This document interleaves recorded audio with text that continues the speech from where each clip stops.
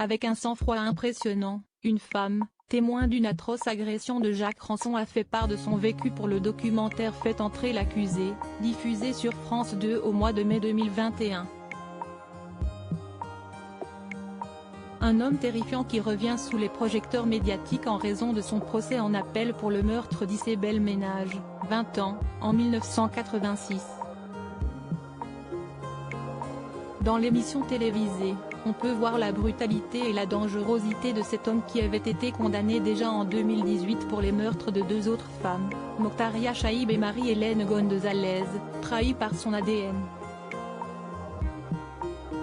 Une autre personne, Sabrina, a réussi à survivre à son agression au mois de mars 1998 et la témoin Marie-Line revient sur cet épisode traumatisant. Je m'affairais à la préparation du repas, puis j'entends des cris. Des hurlements que je qualifie souvent de bestiaux. C'était pour moi vraiment terrifiant.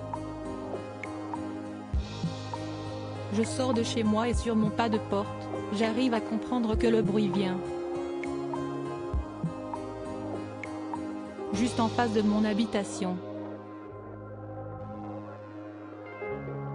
Je vois une personne allongée, je vois les pieds, et une personne agenouillée juste à côté, explique Marie-Line avec précision. Son arrivée sur les lieux fait fuir l'agresseur.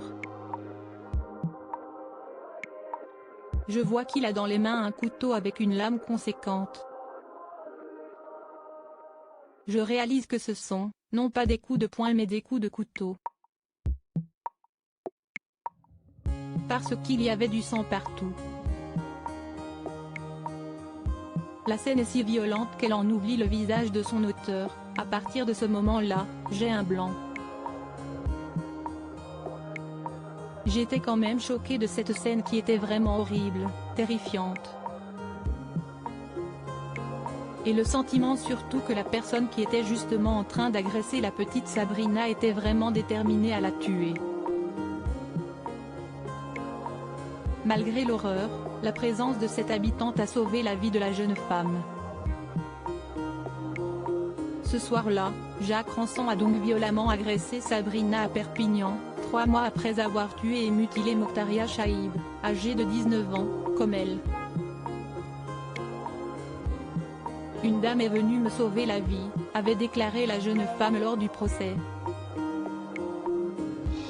Dans le coma durant plusieurs jours, Sabrina a réussi à se reconstruire, à se marier et à fonder une famille de 4 enfants. Mais elle ne s'est jamais complètement remise de ce soir-là, qui lui a laissé une cicatrice de 32 cm sur le ventre.